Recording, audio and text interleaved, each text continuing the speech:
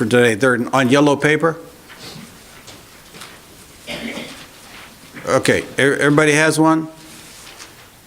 I'm so glad that they print in the bulletin who is supposed to be in charge of the devotions each week. You see, it's got my name there for the 14th of January. So I reminded, see, I got it. My father taught me to always carry a pencil and a paper so you could write down the things that you needed to remember. Now, I didn't write it down, but there was a birthday in our family this week, because I always remember that one. But she told me not to tell anybody, so I won't. Do you have trouble remembering stuff? Yeah. Those of you who were here last week may remember that I handed out something that would help you remember stuff. And it was a little package of salt. Did you reach in your pocket this week and say, I wonder why I have this here?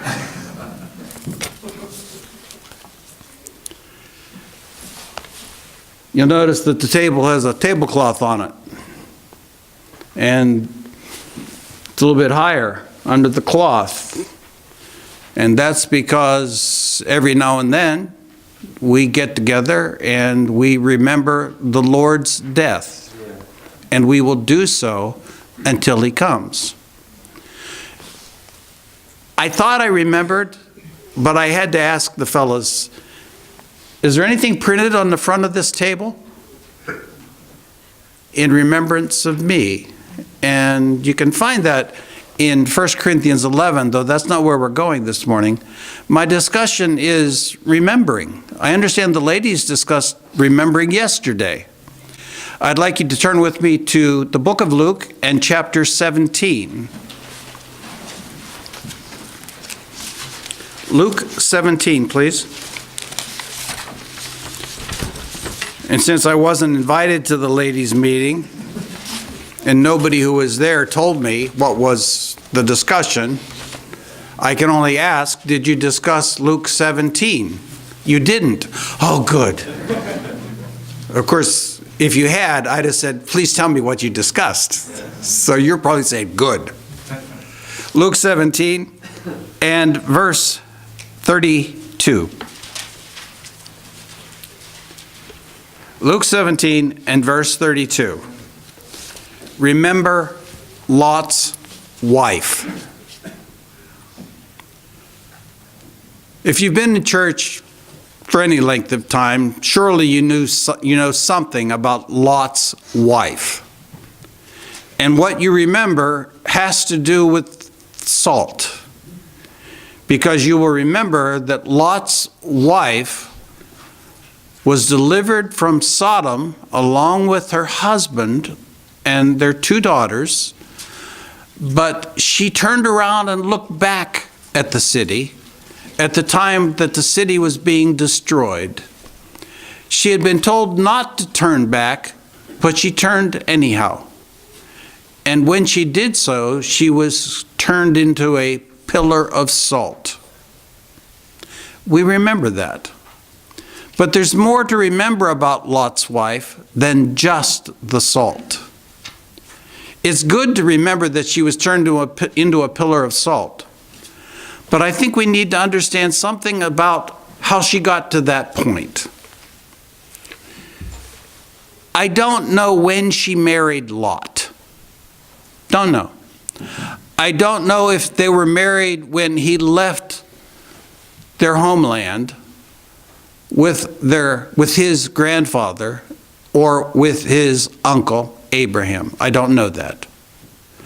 I do know that they were married when they lived in Sodom.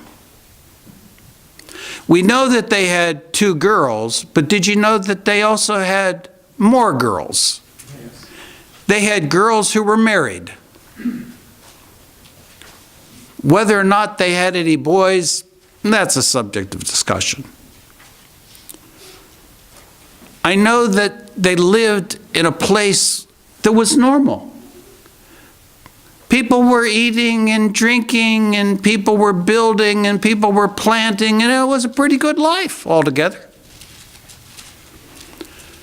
Her husband is called just Lot, or righteous Lot. She was married to a good man, a man who loved God. He wasn't perfect. We all know what he offered to the heathen who came to his door to accost the angels. I can't imagine doing that, but he did. And yet, he's called righteous Lot. And when I remember her being married to a good man, living in a good community, having a good family, receiving the benefit of God's direct intervention in her life to protect her and to save her and her family. The angels actually grabbed her by the hand and led her out of the city and gave her directions. There was no doubt she was in the best of places. It wasn't a good community because of the sin that was open all around her, but things were okay. And yet she was told not to turn back. And she did. I don't know why she turned back. I don't know whether it was just curiosity. I don't know whether there was noise or bright lights. I don't know. I don't know whether it was just rebellion that caused her not to obey. I don't know whether it was disbelief that really God was going to destroy all of that. But Jesus says to remember her. And I want us to remember that you can be married to the right person and be lost.